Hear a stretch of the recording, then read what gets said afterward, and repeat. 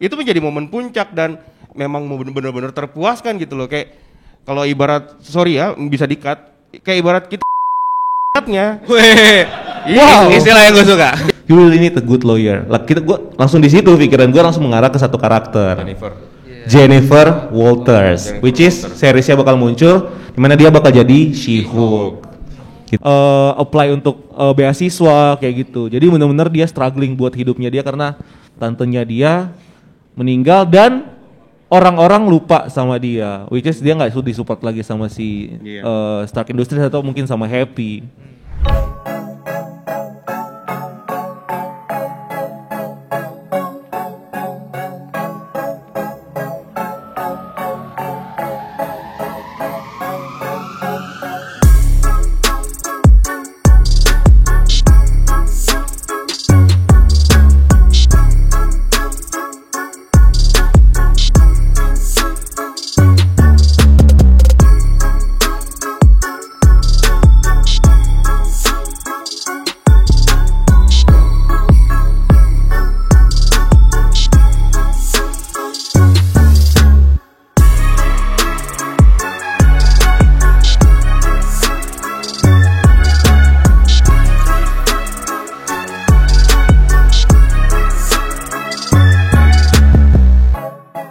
So kasih apa ya kali short review dulu tentang film ini sebelum gue mereka dulu. Ya, dari kanan dulu dari kiri biar gampang ya biar gampang. Iya. Ya ini kidal kan? Hah? Lu kidal kan? Gue kanan. Udah jokes internet. Kidal The Lizard kan? Kadal. Oke, sorry. Bukannya dinosaurus. Ini kapan ngomongnya anjir gua. Lanjut. Kalau menurut gue pribadi pasti semua pada setuju lah ya, ini fan service kan ya. Dari yang ngikutin pasti ada yang dari Tobey Maguire kan, pasti udah pada ngikutin. Jadi menurut gue nostalgic moment. Terus habis itu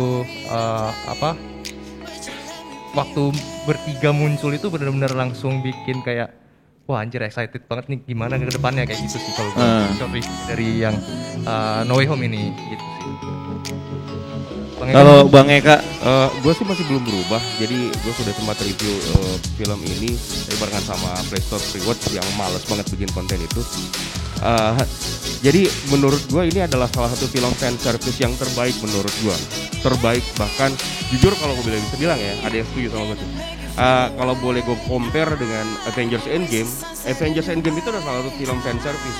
Tapi ini lebih baik daripada Avengers Endgame. Iya, benar nggak? Lebih baik. Benar nggak? Serius. Karena MCU itu sudah berlangsung lebih dari 1 dekade kan.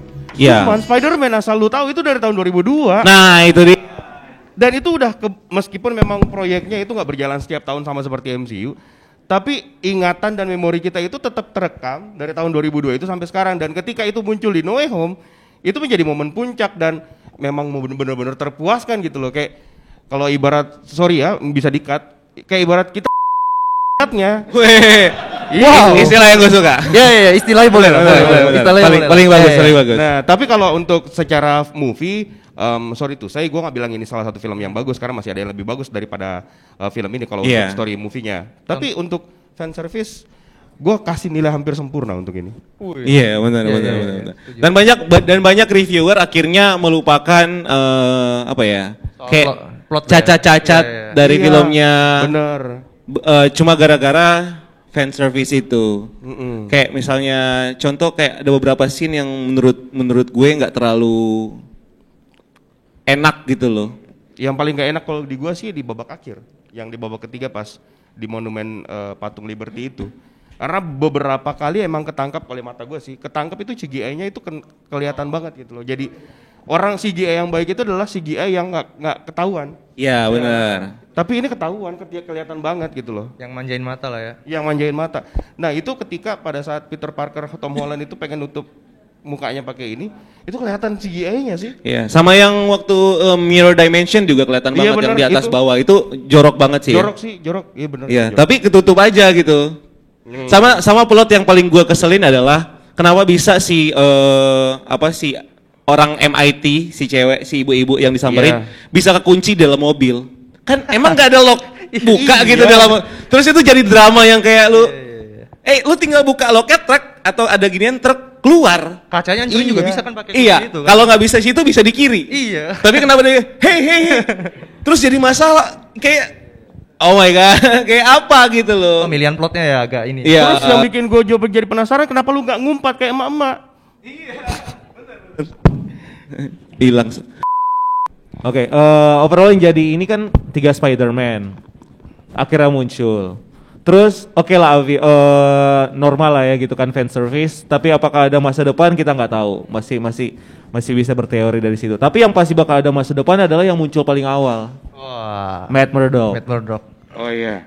Iya, itu kan yang muncul Iya, paling iya, awal iya, tuh iya. yang justru. Pada puas gak sih waktu muncul Matt Murdock? Enggak, biasa aja. Nah, siapa yang Thank you, nonton? thank you. Kayaknya Daredevil yang tahu dikit ya? Iya, siapa yang nonton Marvel Netflix? Daredevil gitu-gitu. Harap. Nonton. Oh ya. Oh, oke. pantes nggak tahu. Kebayang sih. Jadi gue mau lihat yang nggak tahu atau belum nonton. Yang belum. Lah, ada yang nggak Ya tahu memang Netflix? sih. Tapi kalian yang nggak nonton emang nggak suka series atau gimana? Wah. Wow.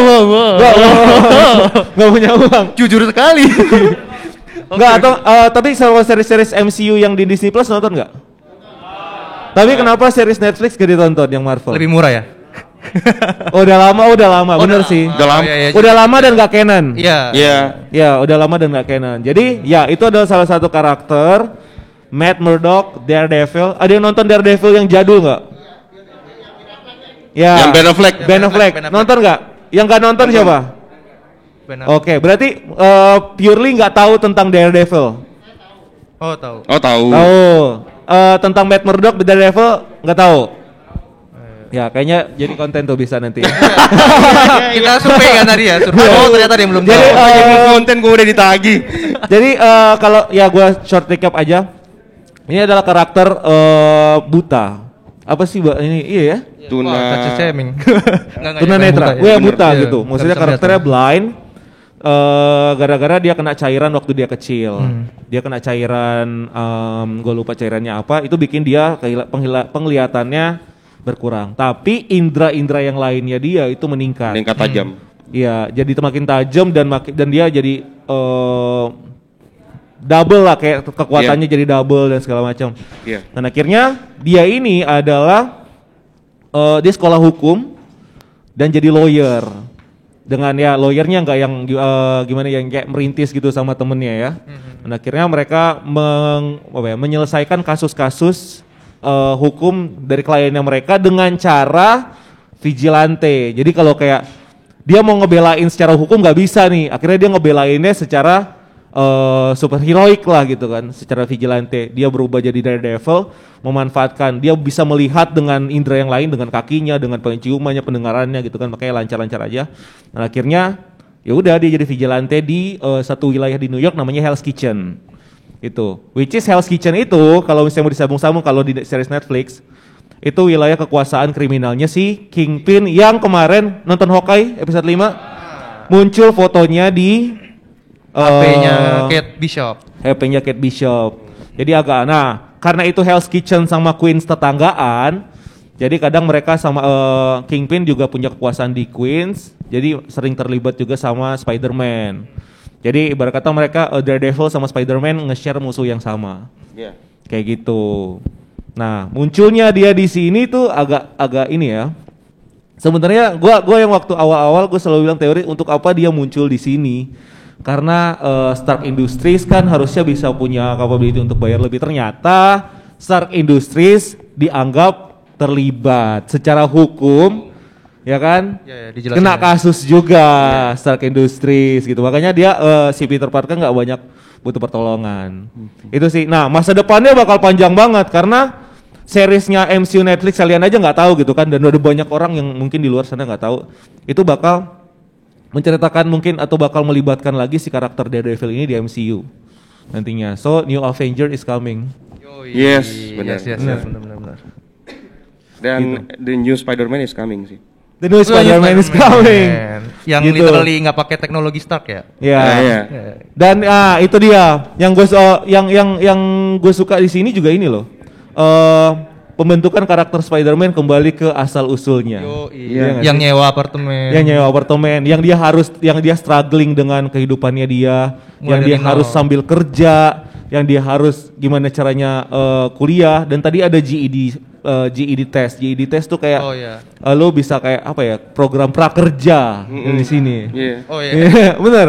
Itu program prakerja. Jadi lu bisa ikut pelatihan apa, lu bisa apply untuk beasiswa kayak gitu. Jadi benar-benar dia struggling buat hidupnya dia karena tantenya dia meninggal dan orang-orang lupa sama dia. Which is dia nggak disupport lagi sama si Stark Industries atau mungkin sama Happy.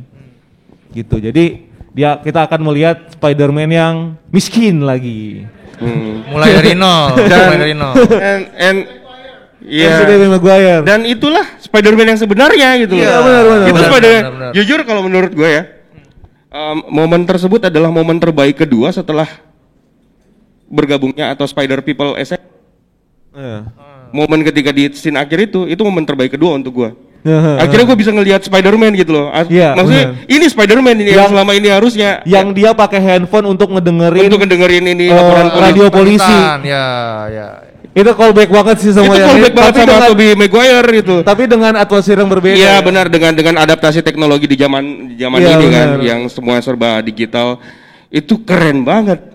Itu dia Sumpah. sih gila. Bahkan meskipun gua nggak lihat Spider People Assemble, kalau gua lihat endingnya doang, gua tetap nangis sih kayaknya. Karena Iya, gua udah benar, tahu benar, ini kan, benar, udah tahu benar. Homecoming dengan Far From Home Karena kan. proses pendewasaannya juga akhirnya di Benar. titik itu kan. Iya.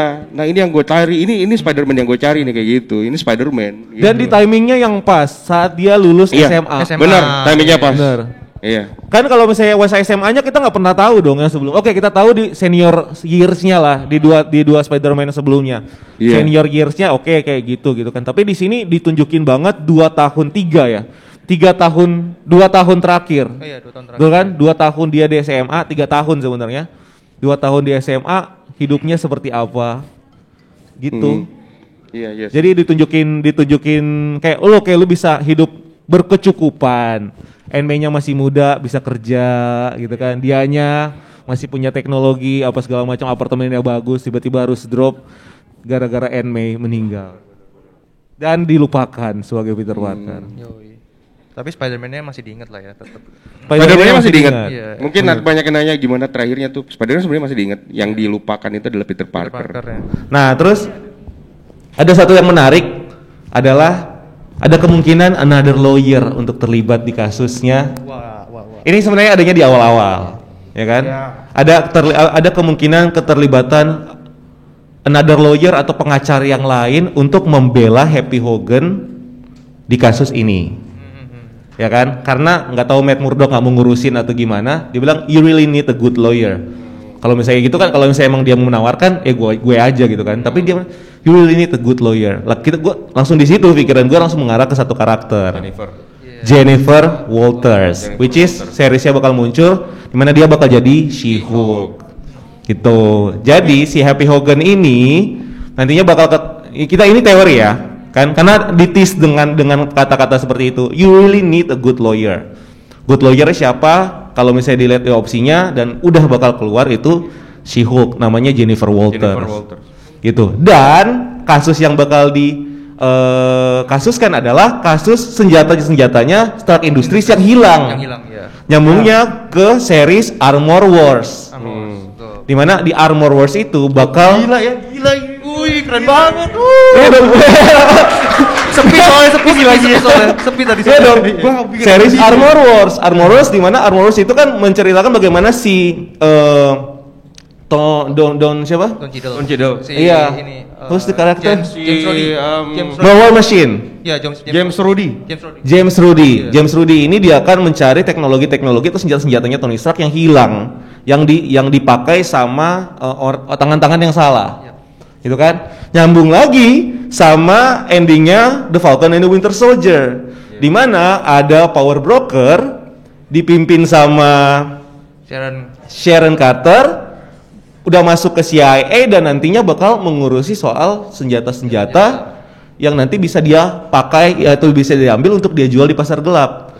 Nyambung lagi sama Hawkeye, dan geng-genggannya, Mafia. iya kan, yang mencari tentang jam dan lain-lain, yang ibarat kata mereka bisa dapetin barang-barang dari Avengers Compound, gitu kan, nyambung lagi sama Val dan lain-lain. Jadi memang connecting the dots-nya kayak gitu. Keren. Seseru itu memang. Seseru itu sih. Iya kan? Seseru itu iya. ya. Kalau cocok logi iya sih bener itu bisa kelihatan ininya. Kalau mau disambung-sambung Sambung-sambungin kayak itu. gitu tuh. Iya, Nonton sih. karena udah untuk apa disebutkan You Really Need a Good Lawyer, untuk apa disebutkan di berita tentang teknologi Stark yang hilang? Kalau bukan untuk sesuatu, itu kan Easter eggs. Gitu kan? Iya. Easter eggs yang kemungkinan bakal tercipta. Sama kayak kalau kita lihat di langit tuh ada beberapa karakter, tapi belum tentu muncul karena kan nggak jadi. Iya, nggak jadi. Cuman sekadar Ditutup kan. iya langsung ditutup. Tapi itu gue ngerasa itu cuma salah satu doang sih. Salah satu. Salah satu another universe yang ditampilkan di Spider-Man ini, Spider-Man Homecoming ini cuma salah satu universe doang. Iya. Dan itu kayaknya universe-nya Sony Spider-Man. Sony Spider-Man Universe. Karena itu kan emang spellnya buat ngasih tahu. Buat ngasih tahu bahwa ada salah satu realitas yang eksis yang bakalan kalian tonton di secara sinematik gitu loh. Benar. Makanya di situ mungkin kalau ada yang notice itu ada gambarnya Kraven the Hunter, Rhino. ada The Lizard, ada juga Rhino. Ada Silk kayaknya deh. Ada Yang, siapa? yang cewek di sampingnya. Iya, ada juga yang cewek. Pokoknya kalau cuman kita nggak bisa punya keistimewaan untuk nge-pause itu di layar bioskop sih. Nggak tahu kalau bajakannya udah ada atau enggak. Ups, bajakan. Ya gitulah. Jadi itu cuman kalau untuk sementara ya, menurut gue itu adalah salah satu pesan ke kita semua bahwa ada satu universe yang lain yang bisa kalian tonton selain MCU, dan itu adalah Sony Spider-Man Universe. Tempat di mana harusnya Tom Holland berlabuh. Ada. Ya. Dia harusnya ada di situ gitu loh. Dan ya itu juga nyambung ke post credit scene-nya Tom Hardy. Siapa? Eddie Brock yang akhirnya nggak bikin apa-apa di sini, dia langsung balik. Dia cuma numpang ngopi doang langsung balik lagi. Jadi sebenarnya ini nggak sih kalau kalian udah nonton ini pasti yang belum nonton Venom bingung. Ada yang belum nonton Venom belum? Belum nonton. Tapi udah belum tahu nonton. post credit scene-nya pasti. Belum nonton. Udah tahu kan? Nah, Nggak tahu. Bingung nggak tadi Tapi kan kenapa gitu. ada Eddie Brock? Bingung kan?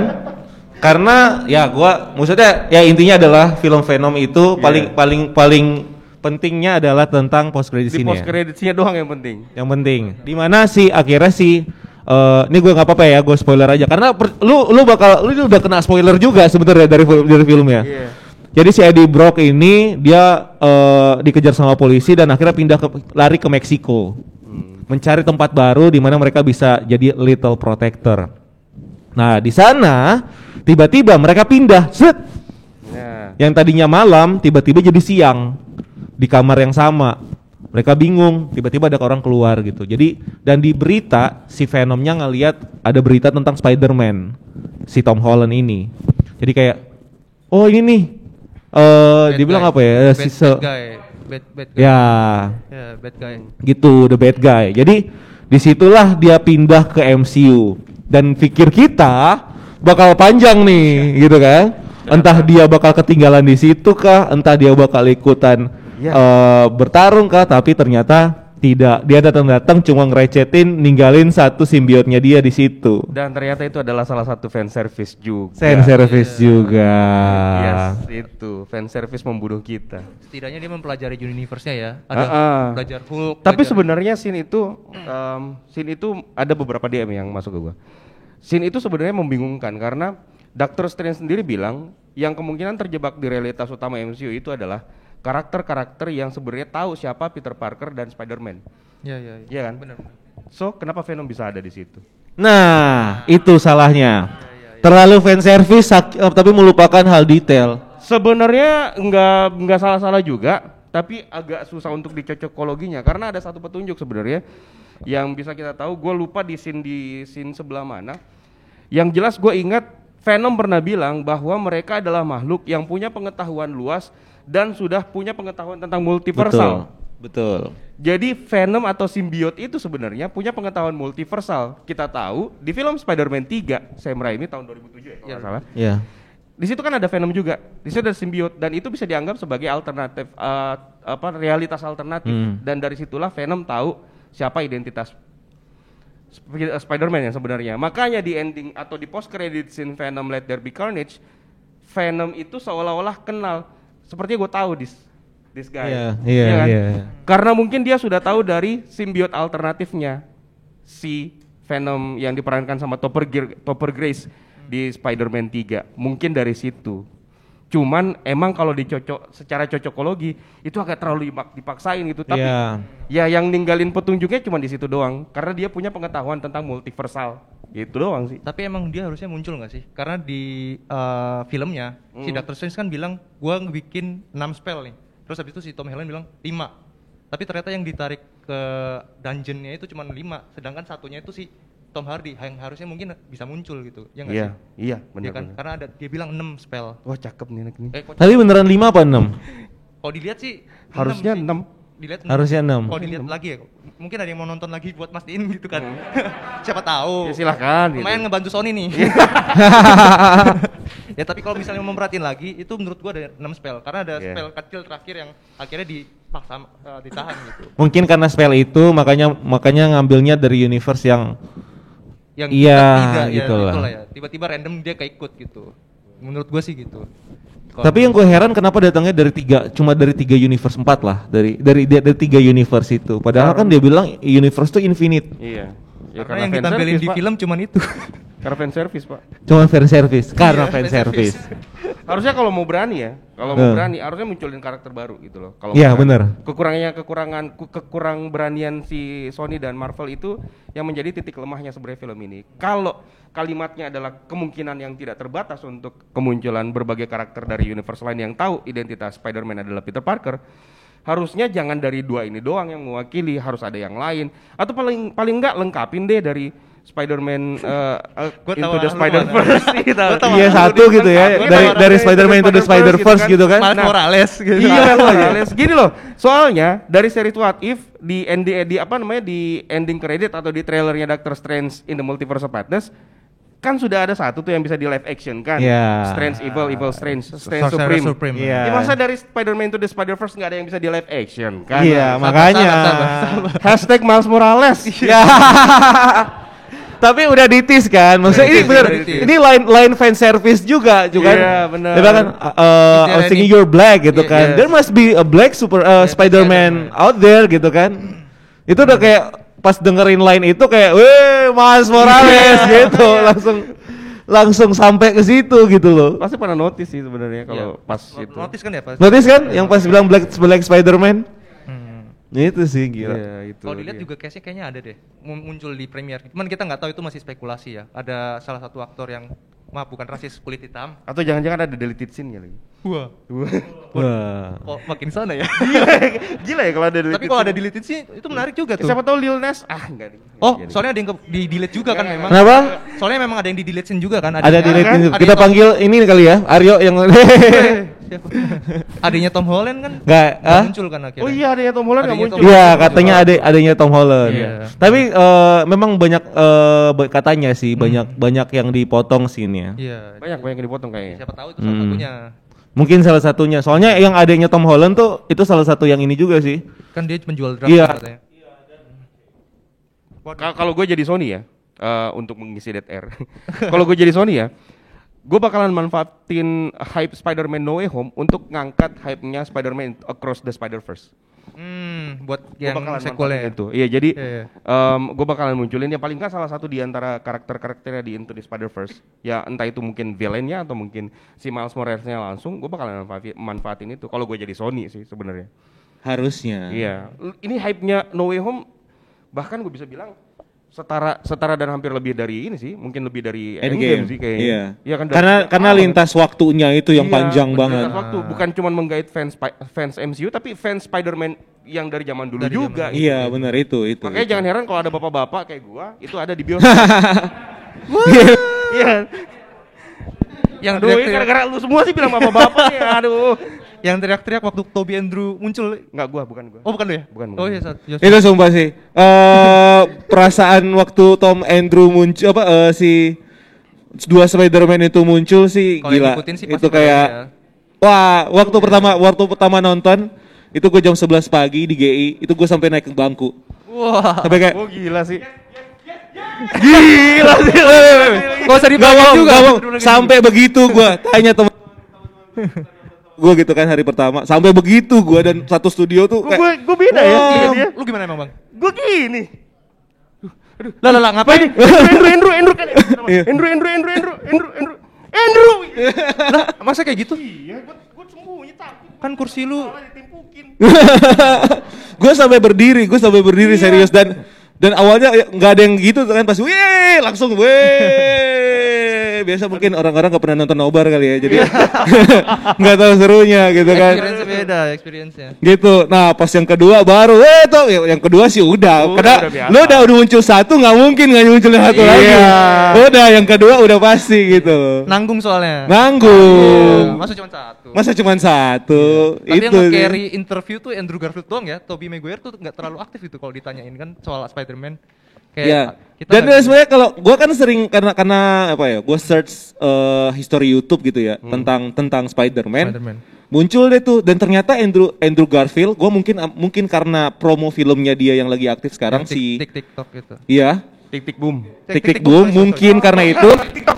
Sorry. Lupa. Jadi dia nih lumayan banyak muncul di media untuk interview dan banyak Iya. detail soal Spider-Man. Nah, itu. Jadi Dan berusaha- tapi untuk apa ya? Nah, pas ternyata muncul beneran, gue langsung bilang ya memang Sony kayak main apa underground marketing gitu loh, ngerti gak sih? Iya, tahu.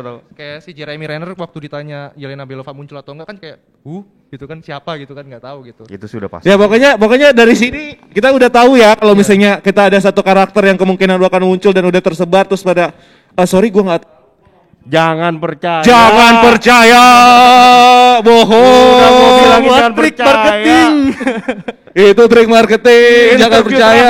Interview terakhir siapa Jimmy Kimmel? Jimmy Kimmel. Dengan Tom Holland. Iya. Tom Holland bilang akhirnya gua bisa berhenti berbohong. Iya itu kan. Ya berarti selama ini lu bohong dong, ya kan? Ditanya gini kan sama Jimmy Kimmel udah saking pernah interview paling kocak gitu kan. Biasanya lu nanya, "Hey, what do you think about Spider-Man? Bakal ada nggak Andrew gitu kan?" Iya, Dia cuma nanya kayak gini, "Oke. Tobey Maguire, Andrew Garfield, go." Dia kayak gitu, lu pertanyaan macam apa terus pada ketawa gitu kan. Iya. Pada ketawa, ya gue pernah ketemu di satu tempat di set. Di set. Bukan. Jadi gue ketemu di party, rap party. Enggak. Jadi kayak gitu itu saking kayak kebagian-bagian gitu seru dan kalau misalnya dan udah gue mulai curiga kalau misalnya emang itu sesuatu yang bukan bagian dari filmnya itu nggak mungkin di-approve sama filmnya sama pihak studio. Kira-kira nanti di MCU bakal muncul Agent Venom nggak? Hah? Muncul Agent Venom nggak? Kira-kira? Agent Venom. Oke. Karena ini Karena kan kalau dilihat tuh masih ada satu butiran kecil lagi. ya, Benar. yang Nah, yang sering ke party, ke bar siapa? Si Flash Thompson. Benar. Bisa jadi dia ke bar terus kena gitu kan. Wah, bagus nih. Bisa jadi. Bagus Iya. ya. Kan dia boleh, sering ke bisa. bar, istilah Bisa. party Tangan gitu lah. dong. Tepuk tangan dong. Bagus teorinya tuh. Ya. Bisa jadi ada kemungkinan buat masuk ke MCU si Venom ini atau jadi Agent Venom gitulah. Itu teori lu bagus. Nggak usah gue jawab. Iya. Itu udah bagus. Serius. Itu sebuah teori malah nyampein udah kan. teori. Iya, bukan pertanyaan. Dan itu bagus banget. Iya. Gue setuju sama itu. Tapi oke, menurut lo bagus. Kalau menurut gua ya ngapain di Meksiko? Flash Ngapain Thompson sih itu di ya. Soalnya lagi Meksiko? MIT kan ya, fokus kuliah gitu. Bagus. Iya, fokus kuliah. Sedangkan itu kan simbiotnya adanya di Meksiko gitu. Bisa jadi pindah-pindah ke orang kan simbiot. Oh. Ya, tapi paling nggak dia punya satu host awal dulu. Iya bisa jadi Untuk si dia berkembang kayak si siapa? Carnage. Yang paling dekat Ya. hostnya itu adalah yang di bar itu sih. Yang di bar itu. bartender. Ya, yang paling Bartender. dekat. Bartendernya. Mungkin bartendernya ke MIT nanti kan ya. Iya. Itu Mungkin. bartendernya namanya. Dia bakal ketemu Itu jalan bartendernya loh kan. namanya Eddie Brock sih. Jangan-jangan ya The New Eddie Brooks. Jadi emang bisa terjadi seperti itu, seperti yang kayak ingat film Hulk 2008, tetesan darahnya Hulk masuk ke kemasan. Oh, Stanley. Hah? Stanley minum. Iya. Kemasan minuman itu. Heeh. Kan Terus Stanley akhirnya yang minum. sampai ke User. sampai ke Stanley ya. Dan Stanley akhirnya yang minum tuh. iya. heeh. Makanya tapi eranya Stanley nggak jadi Hulk tuh. Biasa aja. Maksudnya akan menemukan jalannya gitu loh. Iya. Kayak alur-alurnya kalau gue pikir sih bakal kayak gitu nanti si cerita si Venomnya. Ntar dia pindah ke sini, ntar dia pindah ke situ, ntar dia Iya. pindah ke cari sini. inang lah ya, yang cocok. kayak biasanya kan. Tapi bagus. Tepuk tangan dong. Itu keren. Anyone? Kalau dulu kan zamannya si Tobey Maguire kan badinya muscle tuh ya, Cela. Body Pas shaming nih. zamannya Andrew, pas aku lihat, aku nggak tahu kalau Andrew Garfield emang ada film lain yang membuat dia nggak harus latih otot seperti itu, karena dia terlihat jadi kayak janggal gitu, kayaknya agak kurusan gitu. Beda sama si Tobey Maguire atau sama si Tom Holland, ya agak seksi gitu. Gitu aja. Kalau buat kalian itu salah satu kekurangan sih. Terima kasih. Apakah memang Andrew Garfield emang harus seperti itu badannya apa? Karena kalau lihat kayaknya sebagai Spider-Man dia agak kurusan deh seperti itu. Jadi itu kayak kurang greget gitu aja. Makasih. Beda sama si Tobey Maguire memang badannya keren banget gitu. Makasih. Body shaming gak ikutan gua dulu. Body shaming ke Body shaming. Iya, body shaming. Malah menjadi body shaming ke gue. Tapi sebenarnya gini nih. Lu nggak boleh percaya 100% bahwa apa yang lu lihat Spider-Man yang di layar itu adalah tubuh manusia atau CGI. Maybe itu CGI. Tapi yang jelas yang gue tahu dari leak-leak yang beredar, Andrew Garfield dan Tobey Maguire itu punya stunt double. Jadi itu bukan tubuhnya dia, itu tubuh stunt double-nya. Soal muka, ketika Tobey Maguire itu nge-reveal mukanya, makanya dia dia nggak pakai ini kan? Dia nggak pakai baju. Kostumnya kan, bajunya kan, dia pakai karena gue yakin tubuhnya mungkin nggak sekekar itu. Iya, dia kan pakai ini doang kan. Makanya jangan percaya, karena yang gue percaya yang ketika action di babak akhir itu adalah stunt double-nya dan juga stunt double-nya Andrew Garfield. Dan memang Andrew Garfield sih nggak sekekar Tobey Maguire ya. Di film The Amazing Spider-Man juga di dua-duanya itu gue nggak ngelihat Andrew itu kekar, tapi dia tubuhnya memang atletis dan ya cocok untuk parkour. Dan dia emang parkour sih kalau nggak salah. Yeah. Peter Parkour kan soalnya. Iya. Dan waktu Peter parkour. mohon maaf nih yang Ketularan Bapak gua siapa? kebanyakan Nama ngomong jokes sama yang Bang gini. Kamu balas gue ya dari tadi di situ. Iya, makanya udah keluar kan akhirnya. Lanjut Bang, sorry. Nah, fun story waktu yang Andrew Garfield di-announce sebagai Spider-Man juga banyak yang protes. Iya benar. Karena tubuhnya yang jangkung tinggi. Sedangkan Spider-Man tuh nggak harusnya tinggi kurus begitu gitu loh. Harusnya yang tingginya ya tidak terlalu tinggi, pas-pas gitu kan. Terus badannya yang jadi sama kayak Kayak Yoven lah.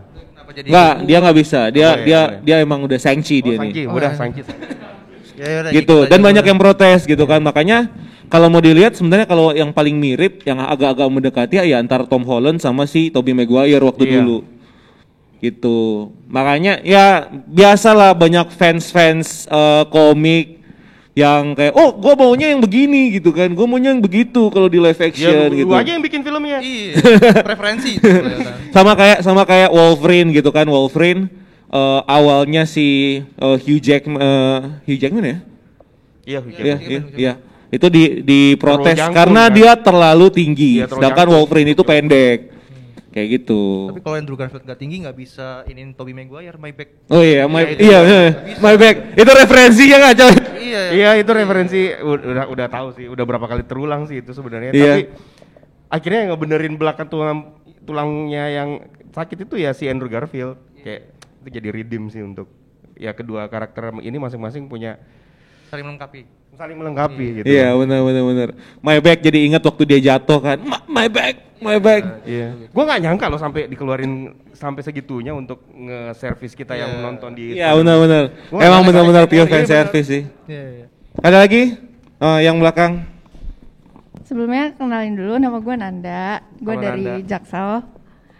Nih jauh dia Jaksel nih. Ya, gue pernah punya pertanyaan, kenapa Peter Andrew sama Peter Tobey itu masuknya pas mereka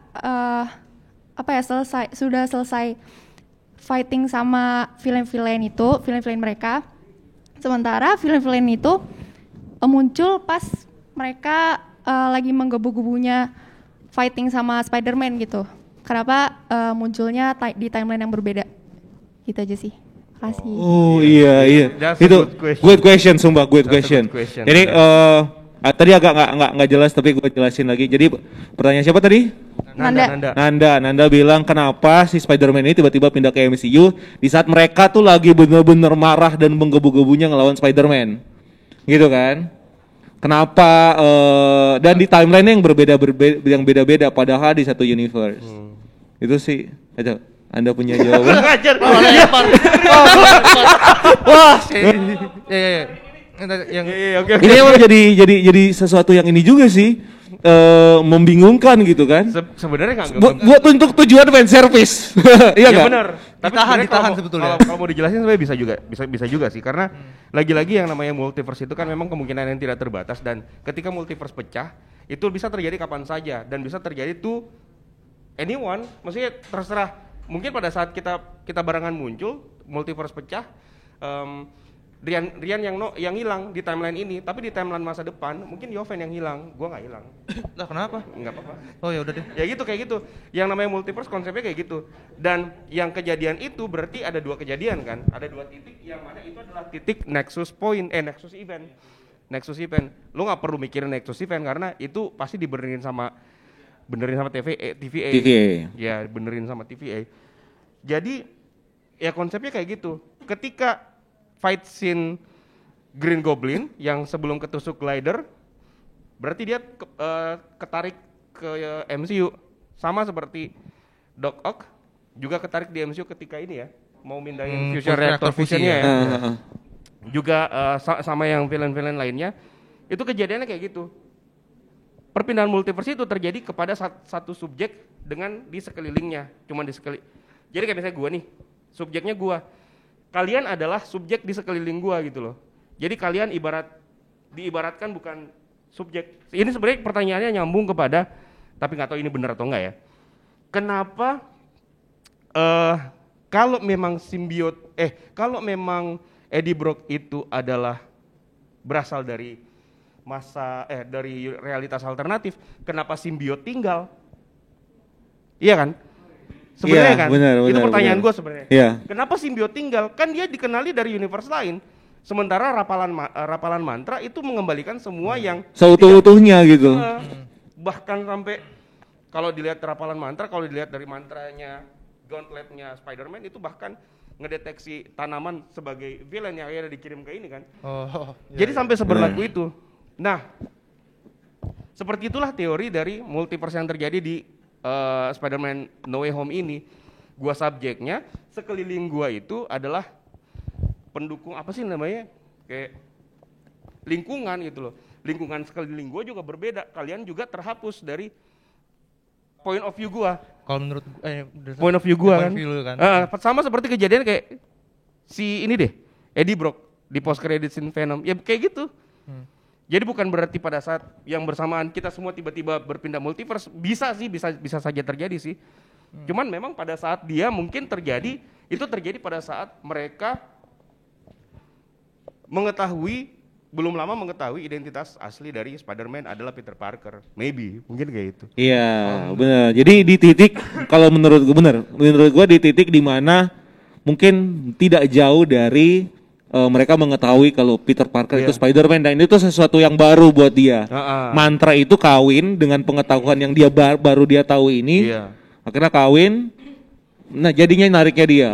Karena gitu. Peter Parker yang diketahuin sama villain-villain itu, ya Peter Parker yang itu. Iya, universe-nya itu. Iya. Dia kayaknya ketarik karena itu sih mungkin juga. Iya, benar. Ya, tapi balik lagi pertanyaan kedua adalah Venom kenapa kena.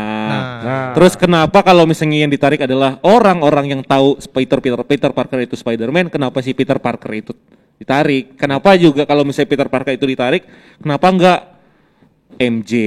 Kenapa enggak Aunt May? Iya, Uncle Ben. Maksudnya kenapa nggak orang-orang yang benar-benar tahu gitu kan di sekitar mereka kalau dia tuh Spider-Man? Kenapa cuma villain? Itu dia itu yang. Itu ya pertanyaan yang tidak bisa dijawab karena itu fan service ya. Harry Osborn juga tahu Spider-Man siapa. Iya, kenapa Harry Osborn nggak muncul? Ya karena Kevin Feige tahu juga. Oh iya. Feige memang yang. Ngapain dia kesini? Ya ampun. Itu. Ada Capek gue nih. yang lain? Oh, sebelah sini. Ya bang, mau nanya nih. Katanya kan rumor nextnya tuh Tom Holland bakal meranin 3 film lagi ya. 1 sequel lagi. Perkiraan nih, Venom itu kan sebagai final villain ya, musuh utama gitu. Kira-kira akan muncul di film pertama Tom Holland yang terbaru ini setelah dia miskin ini apa ntar ketiganya? atau Tom Holland itu akan muncul di Venom 3 saat dia lawan Toxin ya, simbiot anak dari Carnage. Bisa nggak bang? Nggak, kalau menurut gue justru Toxin itu yang bakal ada di MCU, bukan Venom. Justru Toxin. Kok gimana caranya? Dari anaknya, itu kan anaknya. Iya sih. Si simbiot itu tuh bukan Venom lagi, sama kayak Carnage yang masuk. Ya kan? Dia akan menyesuaikan dengan karakteristik orang yang dimasukin. Itu kan pecahan, bukan pure kayak Venom. Bukan pure kayak simbiot-simbiot yang awal. Nonton Venom 1 kan? Dia kan banyak tuh simbiot-simbiot yang pure. Dia tuh yang simbiot-simbiot yang pure ini yang udah punya karakteristik sendiri. Sedangkan pecahan itu yang masuk ke Carnage, dia menyesuaikan sama hostnya, membentuk karakternya. Nah, yang ini kan satu pecahan, bukan Venom. Jadi siapapun nanti yang bakal kena si simbiot ini, kalau menurut gue itu bukan Venom. Bukan Venom ya bang ya? Bakal jadi nanti nama baru, bisa aja Toxin, bisa aja siapa. Toxin. Bisa. Tapi kayaknya Toxin bukan Toxin deh kayaknya. Kayak kalau misalnya kayak gitu Agent Venom mungkin nanti malah jadi nggak ada karena Makanya tadi siapa bilang bisa jadi Agent Venom gitu kan, kena ke dia. Karena juga storyline-nya kan sama kan, pecahannya dari itu masuk kenanya sama si Flash Thompson. Teori lu keren, Bram. Iya udah tadi. Iya. Tepuk tangan dong. Iya, tepuk tangan dong. Udah kepikiran sebelum kita pikirin. Tadi ada lagi siapa? Ini dua terakhir aja ya. Iya. Gua ada teori bang. Wih. Kan Daredevil ada di New York kan tadi. Gua ada teori kalau Daredevil bakal muncul di episode 6 Hawkeye. Berhubungan ada Kingpin juga kan di episode 6. Bakal muncul di episode 6 Hawkeye. Enggak. Siapa? Matt Murdock. Enggak. Oh, Enggak mesti kalau Kingpin ada harus Daredevil juga ada, nggak mesti. Karena itu fokusnya malah jadi beda nanti. Iya, fokusnya bakalan jadi beda. Itu Finally. malah bakalan ngancurin film atau series gitu. Jadi nggak perlu. Kalau Kingpin ada ya cukup Kingpin aja lah. Karena emang juga kebetulan emang ada kaitannya ya dengan. Iya, ada kaitan sama ini langsung. Iya, jadi mereka ngetis satu orang, satu karakter yang sama kayak Val, Valentina Allegra de Fontaine yang Val. Ini kan teorinya terlalu benar. Sama kayak Val, muncul di ending The Falcon and Winter Soldier. Terus tiba-tiba muncul lagi di Black Widow. Terus muncul lagi di mana? Udah ya, dua itu doang ya. Ya kan? Nah, maksud gua Kingpin bisa aja muncul di sini, terus nanti di film atau di series lain dia disebutin atau muncul lagi. Gitu, untuk menandakan kalau ternyata film ini sama film atau series ini nge-share musuh atau villain yang sama. Lebih kayak gitu sih. Jadi apakah bakal muncul? Kayaknya enggak. Terlalu fan service. Terlalu jorok, cek. Gitu. Next. Ya, yang kita tahu kan si Ned ini itu udah lupa siapa Peter Parker sebenarnya ya kan. Dan ada kemungkinan nggak si Ned ini bakal jadi villain dan bakal jadi Hobgoblin di film-film Spider-Man berikutnya yang katanya bakal ada 3 sequel lagi di MCU ini? Kalau dibilang ada kemungkinan, ada open banget. Tapi sebenarnya kalau gue ya justru gue setelah nonton ini gue jadi nggak pengen dia jadi Hobgoblin. Gue pengen dia jadi sorcerer. Karena ada bakatnya. Ingat gak waktu Doctor Strange, you can open the portal? Ya, cool. Udah. Maksudnya kayak lu bayangin waktu Doctor Strange bagaimana caranya dia susah payah ngopen itu portal, bagaimana dia caranya nge-clear mind-nya dia, itu benar-benar sampai harus dikirim sama siapa? Ancient One ke puncak gunung Himalaya, biar lu cari cara gimana caranya lu bisa open portal biar lu gak kedinginan gitu kan. Dan benar-benar dari situ dia berusaha keras akhirnya bisa gitu kan. Dan ketemu sama Ned yang as easy as that, open portal gitu kan. Jadi itu kan kayak gift aja, bakat gitu ya. Ih gila, oh lu bisa gitu kan, segampang itu.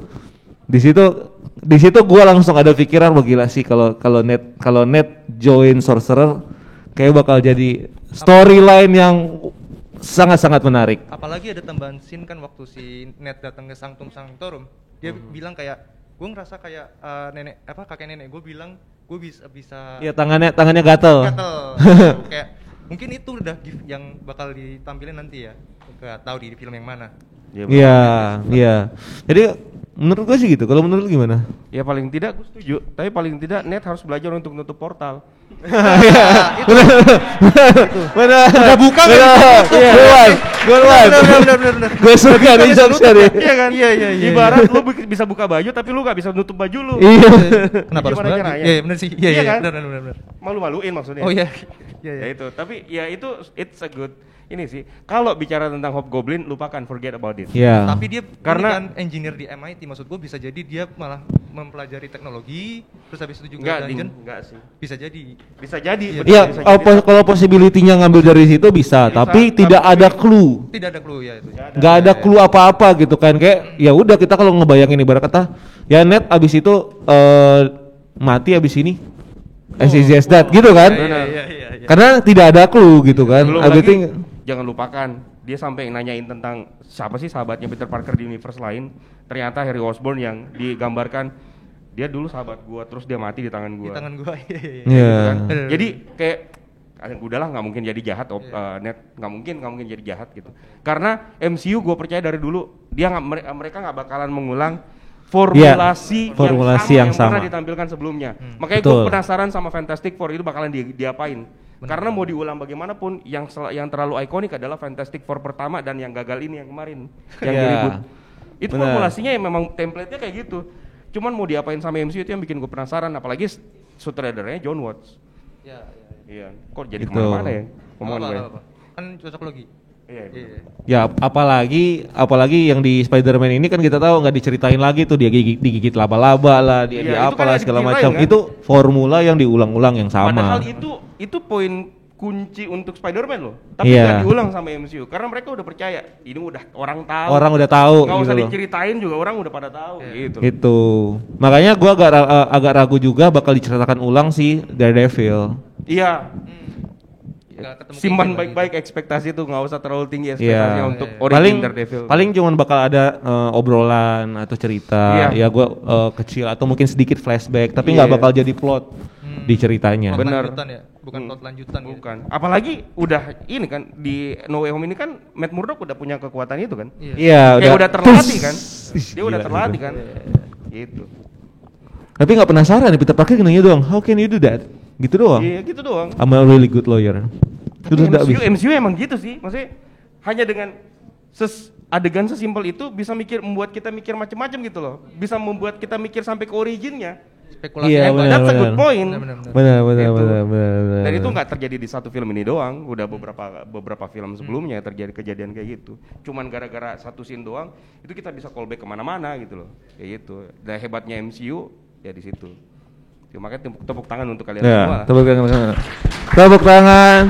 Sebenarnya ada banyak yang bisa dibahas lagi. Misalnya contoh yang post credit scene kedua, which is the trailer dari Multiverse of Madness. Tapi waktunya juga udah mepet dan bakal jadi panjang banget. Kayak kita bahas di Zoom Avengers live ya. Nanti kayak gue penasaran sih misalnya kayak kenapa sih Doctor Strange-nya di sini punya cape baru? Emang apa jangan-jangan dari alternatif? Udah. Ya, gitu ya. Terus siapa itu America Chavez apa Chef? Chavez. Siapa itu America Chavez? Evil Doctor Strange itu datang dari mana? Jadi there's a lot to talk about. Maybe bisa pantengin di YouTube kita masing-masing, di Breakdown Channel Universe, di Keramax, di TikToknya Yohanes ini. Oh nggak bahas ya? Udah sekarang gini-gini ya? Iya udah gini-gini. Udah parah. Gini. Enggak. Udah gitu-gitu ya? Enggak. So okay guys, thank you so much for coming to the Nobar. Kalian semua beruntung loh. Kemarin kita Nobar nggak sampai ada begini ya karena waktunya sempit dan nggak ada tempat. Ya. So kalian beruntung guys. Thank you so much. Terima kasih atas waktunya semuanya. Hati-hati semua di rumah. Thank you.